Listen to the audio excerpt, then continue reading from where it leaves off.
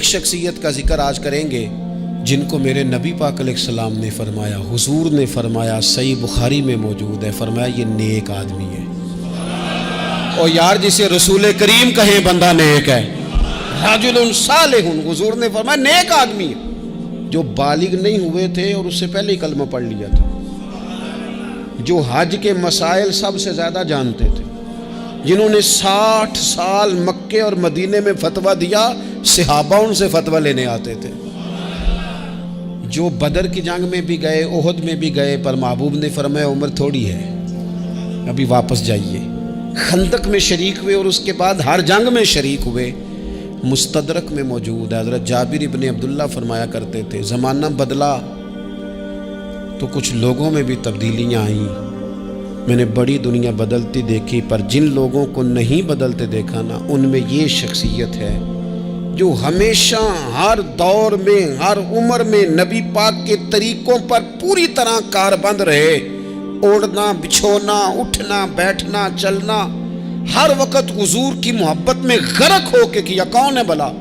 حضرت عمر کے بیٹے سیدنا عبداللہ ابن عمر رضی اللہ تعالی عنہ، ابھی بالغ نہیں ہوئے تھے، مسلمان ہو گئے، اور زندگی ساری مصلے سے لگ کے گزاری، عبادت کی، ریاضت کی، تقوی، جد و جہد، معاملہ فہمی، جہاد۔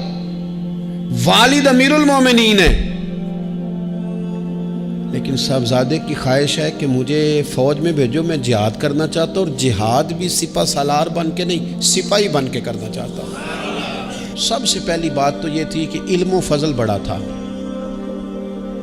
صحابہ ان سے فتویٰ لیتے تھے، مسائل حج سب سے زیادہ حضرت عبداللہ ابن عمر جانتے تھے، اور فتویٰ دینے میں اتنے محتاط تھے، حدیث بیان کرنے میں اتنے محتاط تھے کہ بڑا سوچ سمجھ کے غور کر کے صحابہ فرمایا کرتے تھے یہ واحد بندہ ہے کہ جو 1 منٹ سے پہلے کہہ دیتا ہے۔ سب سے زیادہ مسائل آتے ہیں لیکن 1 منٹ سے پہلے کہہ دیتے تھے اس مسئلے کا مجھے نہیں پتا، تحقیق کروں گا، اگر پتہ چل گیا تو بتا دوں گا، فوراً کہہ دیتے تھے۔ ایک دفعہ ایک صاحب نے مسئلہ پوچھا تو چپ کر گئے، سوچنے لگ گئے۔ ہمارے ہاں نا لوگوں کو حاضر جواب کہلانے کا شوق ہے، یہ شوق بڑا خطرناک ہوتا ہے۔ اگر آپ حاضر جواب ہیں تو بڑی اچھی بات ہے، لیکن حاضر جواب کہلانے کا شوق تو نہ پیدا کریں۔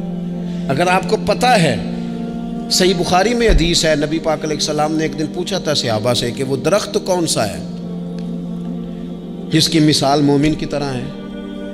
تو حضرت عبداللہ ابن عمر کہتے ہیں مجھے پتا تھا کہ وہ کھجور کا درخت ہے، اور میں نے جواب نہیں دیا۔ کیوں نہیں دیا؟ فرمانے لگے ابو بکر صدیق بیٹھے، فاروق اعظم بیٹھے، مولا علی بیٹھے، بزرگوں کی موجودگی میں جواب دیتا پھروں؟ یہ ٹھیک نہیں ہوتا، یہ صحیح نہیں ہوتا۔ یہاں تو بڑے لوگ، امام غزالی فرماتے ہیں جب میں اپنے مرشد سے مرید ہوا تو مجھے کہنے لگے بیعت میں نے کر لیا، آج کے بعد نہ تقریر کرنی ہے، نہ مدرسے میں سبق پڑھانا ہے، نہ کسی کو مسئلہ بتانا ہے۔ اور یہ بڑا مشکل کام ہوتا ہے، بندہ مولوی بھی اور تقریر ہی نہ کرے، اسے زنگ لگ جاتا ہے، اور مسئلہ ہی نہ بتائے تو بدعزمی ہو جاتی ہے۔ یہاں تو جس کو 6 مسئلے آ جائیں وہ امام کو نماز نہیں پڑھانے دیتا، وہ کہتا ہے پہلے انٹرویو لوں گا تیرا کہ تو پورا تجھے آتا ہے، پھر آگے چلے گا تو۔ اتنے بڑے عالم کو شیخ نے منع کر دیا، تو کہتے ہیں شیخ کے پاس ایک شخص مسئلہ پوچھنے آیا تو میرے مرشد فرمانے لگے مجھے یہ مسئلہ نہیں آتا۔ تو امام صاحب کہتے ہیں کہ میں نے اسے کہا مجھے آتا ہے، میں بتاؤں؟ کہتے میرے شیخ مسکرا پڑے، کہنے لگے غزالی میں تو تیرے ساتھ ساتھ اپنی میں بھی مارنا چاہتا تھا، پر تیری ابھی مری نہیں، پر تو کہتا ہے میں بتاتا ہوں۔ کچھ دیر چھوڑ دے، سارے مسئلے بتانے نہیں چاہیے، کچھ پہ عمل بھی کرنا چاہیے۔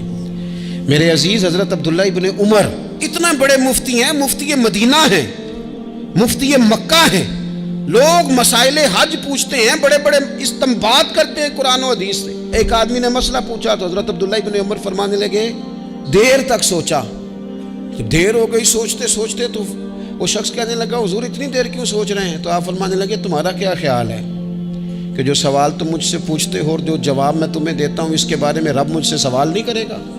اللہ کی بارگاہ میں نے جواب نہیں دینا، تو میں سوچ سمجھ کے دے رہا ہوں تاکہ اس کا حساب دینا پڑے تو میرے لیے مشکل نہ ہو جائے۔ میرے عزیز حضرت عبداللہ ابن عمر سے کسی نے سوال پوچھا تو سیدنا عبداللہ ابن عمر رضی اللہ تعالیٰ عنہ کہنے لگے مجھے نہیں آتا اس سوال کا جواب، اور جب کہا نا نہیں آتا تو فوراً کہنے لگے عبداللہ، خود اپنے آپ سے بات کرتے ہیں، کہتے ہیں عبداللہ رب تیرا بھلا کرے، اس بات پہ ہمیشہ ڈٹے رہنا، جو بات نہ آتی ہو وہ کبھی کہنا نہ، جس کا پتہ نہ ہو اسے کبھی کرنا، جب تک پوری تحقیق نہ ہو بلا وجہ غوطہ زنی نہ کرنا، بلا وجہ غوطہ زنی نہ کرنا۔ یہاں کا ہے ہمارے صوفیاء نے، یہاں کا علم و بس کری ہو یار، ایک کوئی حرف تینوں درکار، صحیح کر کے پہلے اچھی طرح کر کے پرکھ پھر بات کر۔ تو علم بڑا تھا، تقوی بڑا تھا۔ اس کے ساتھ ساتھ پھر یہ تھا کہ غریب پروری بڑی تھی۔ ایک بندہ خیرات لے کے گیا، وہ پھر لائن میں لگ گیا ہے، اسی کیا عقیدہ پلا تو پھر آ گیا ہے۔ تو حضرت عبداللہ ابن عمر کو بندہ دوبارہ آتا نا تو کسی سے قرضہ لے کے کہتے یار اس کو بڑی ضرورت تھی تو دوبارہ آیا ہے نا، ایک دفعہ تم ذرا دے دو، میں تمہیں دے دوں گا، اس کو دینا ہے۔ جتنی دفعہ شام کو کھانا کھاتے اتنی دیر حضرت عبداللہ ابن عمر کھانا نہیں کھایا کرتے تھے جب تک کوئی یتیم آ کے دسترخوان پہ بیٹھ نہ جاتا، نہیں گزارا ہوتا۔ اور یار کیسے لوگ کھا لیتے ہیں، اعلیٰ غذائیں کھا رہے ہیں، اور ایک طرف ایک بہن مجبور بیٹھی ہے، بھائی مجبور بیٹھا ہے، سسرالی رشتہ داروں میں لوگ مجبور بیٹھے ہیں، عزیزوں میں لوگ مجبور بیٹھے ہیں، یتیم غریب مسکین، اور یہ روز نئے سے نیا ذائقہ، جب تک یتیم نہ ہوتا کھانا نہ کھاتے۔ اور صدقات و خیرات بھی کرتے تو جس طرح ہم کرتے ہیں نا، ناراض نہ ہونا۔ کبھی کبھی نا بعض لوگوں کو بانٹتے دیکھتے ہیں تو تکلیف ہوتی ہے، آپ نے دینا تو ہے تو اگر خوش دلی سے دے دیں، عطا تو کرنا ہے تو اگر چلو صحیح طریقے سے ہو جائے، ہنس کھیل کے ہو جائے، پریشان نہ کیا جائے سائل کو، تو کتنا اچھا ہے۔ ان صوفیاء کا بھی ہم نے تذکرہ کتابوں میں پڑھا ہے جو کہا کرتے تھے اگر رب نے دروازے پہ کسی کو بھیجا ہے تو اس کا مطلب ہے اللہ راضی ہے، لیکن ہمارا لہجہ اتنا سخت ہوتا ہے۔ حضرت عبداللہ ابن عمر ایک اونٹنی پہ بیٹھے تھے، اونٹنی بڑی پیاری لگی، بڑی خوبصورت تھی، بڑی بہترین تھی، بڑی صاف ستھری تھی، تو 2-3 دفعہ اپنے غلام سے کہا یار بڑی پیاری ہے، بڑی خوبصورت ہے، دیکھو اس کا چلنے کا انداز کتنا نرالا ہے۔ آج کل بھی ڈرائیور گاڑی چلاتے ہیں تو کہتے ہیں بڑی ہلکی پھلکی ہے جی، بریکیں بھی بڑی ٹھیک ہیں جی اس کی، فلاں معاملہ بھی اس کا بڑا صحیح ہے۔ وہ اتنی پسند آئی اونٹنی تو اونٹنی سے اترتے ہی فوراً کہنے لگے اس کو نشان لگا کے قربانی کے جانوروں میں چھوڑ دو، یہ زیادہ پیاری ہے، اسے رب کے رستے میں خیرات کریں گے۔ کیوں؟ ایک باریک نکتہ صوفیاء نے بیان کیا ہے۔ اللہ کے نیک بندے کہتے ہیں کسی جگہ بھی تمہارا دل اللہ رسول کے مقابلے میں الجھنا نہیں چاہیے۔ کوئی ایسی چیز جو رکاوٹ بن رہی ہو، رکاوٹ، وہ کیا کہتے ہیں کچرا آ گیا ہے، اس کچرے کو لوگ ٹھیک نہیں کرتے، کہتے نکال دو تاکہ معاملہ صحیح رہے۔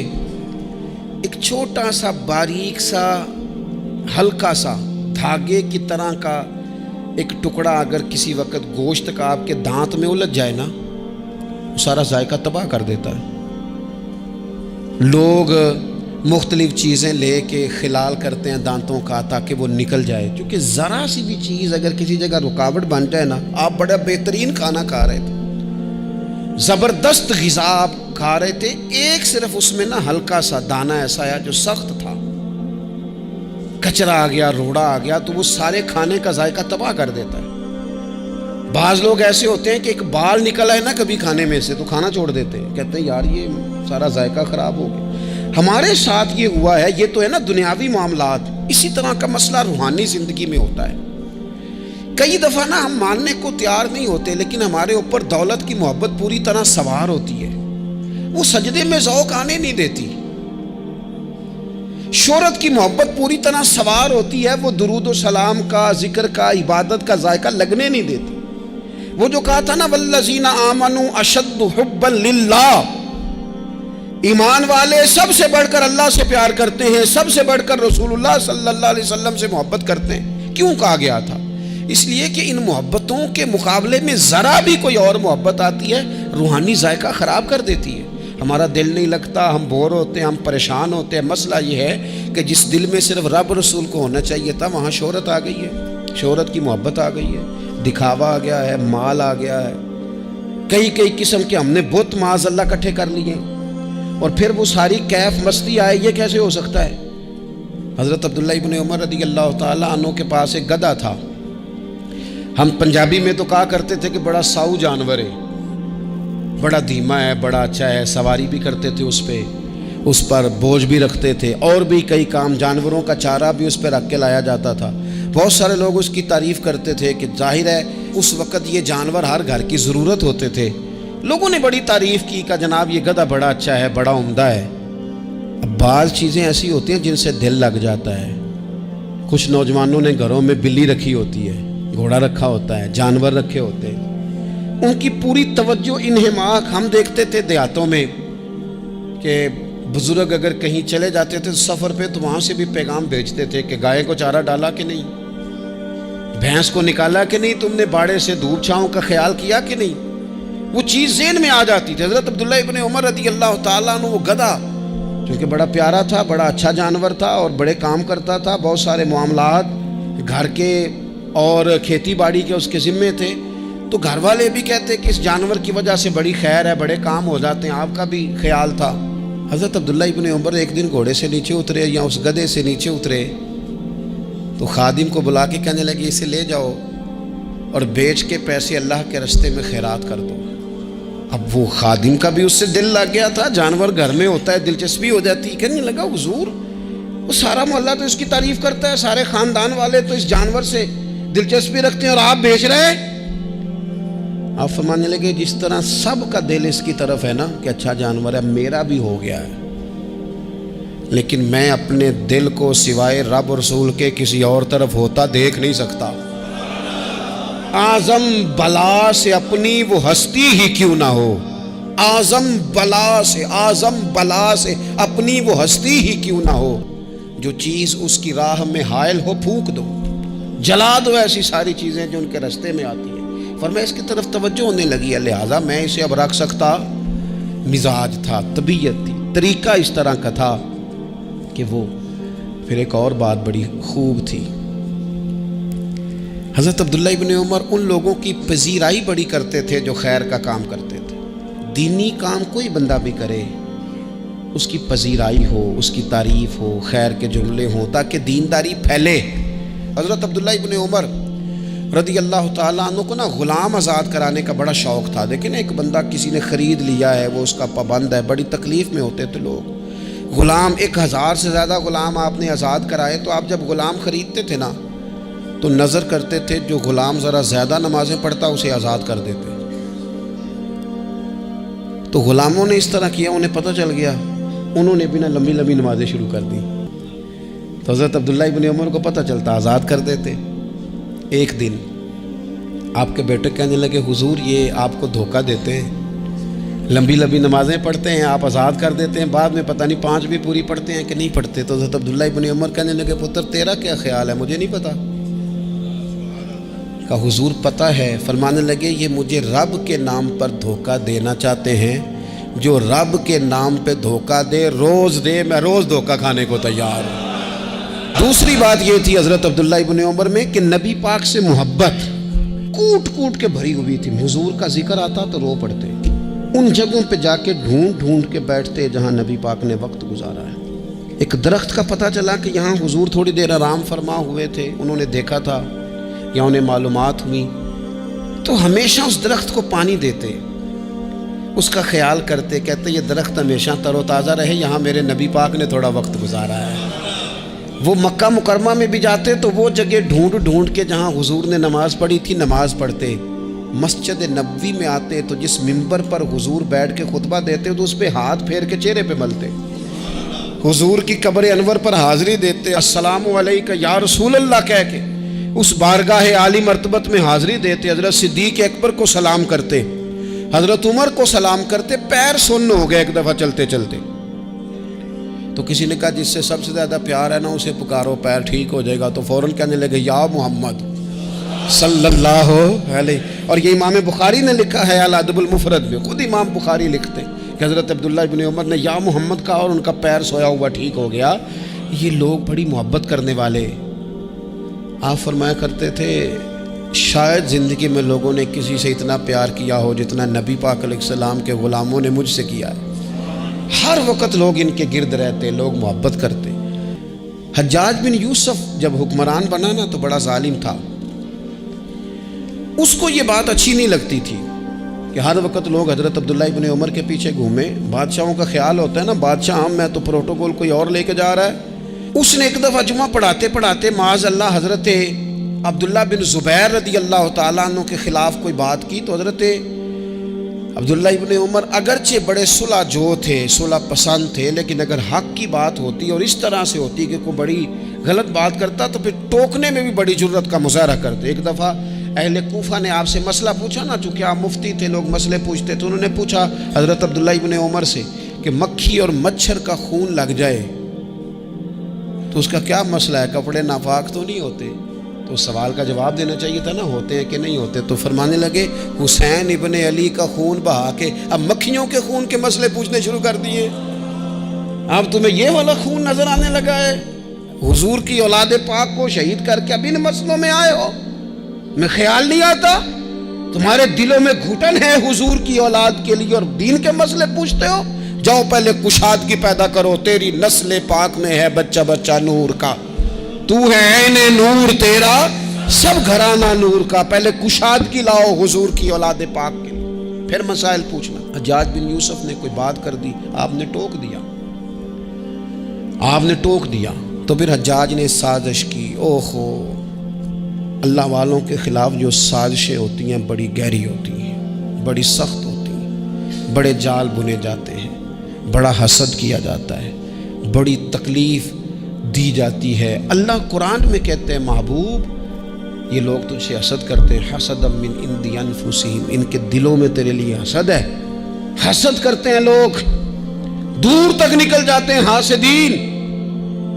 حجاج نے کیا کیا؟ اس نے ایک شخص سے کہا کہ زہر والا خنجر تیار کرو جو زہر میں بجھا ہوا ہو، اور چونکہ حج کے موقع پہ بڑا رش ہوتا ہے لہذا حج کے موقع پہ لے جانا۔ حضرت عبداللہ ابن عمر جب تمہارے پاس سے گزرے، بادشاہ میں ہوں، لوگ ان کے پیچھے، جب وہ تمہارے پاس سے گزریں تو ان کے پیر میں چبو دینا۔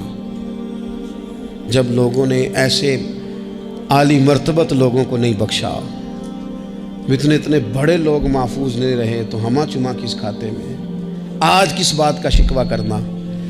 حضرت عبداللہ ابن عمر اس کے پاس سے گزرے تو اس نے پیر میں چبو دیا خنجر، وہ زہر آپ کے جسم میں پھیلا۔ جب شدید بیمار ہوئے تو حجاج تیمارداری کرنے چلا گیا۔ یہ دیکھو، یہ دیکھو، دوستی قاتل سے بھی مقتول سے یارانہ بھی، خود چلا گیا اور جا کے کہنے لگا جی اگر مجھے پتہ چل جائے نا کہ آپ کو کس نے یہ زخم دیا ہے تو میں سخت انتقام لوں گا۔ تو حضرت عبداللہ ابن عمر نے بھی بڑا منطقی جواب دیا، فرمانے لگے مجھے اسی نے زخم دیا ہے جس نے حج کے موقع پر کسی کو خنجر لانے کا مشورہ دیا تھا، اسی نے مجھے زخم دیا ہے۔ گویا فرمانے لگے ظالم تو خود ہی یہ کام کرتا ہے اور خود ہی تو تیمارداریاں کرتا ہے۔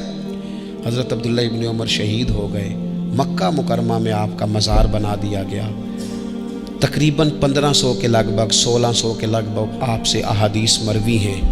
زندگی حسین گزاری، حضور کی خوشبوئیں ہر وقت آتی رہیں۔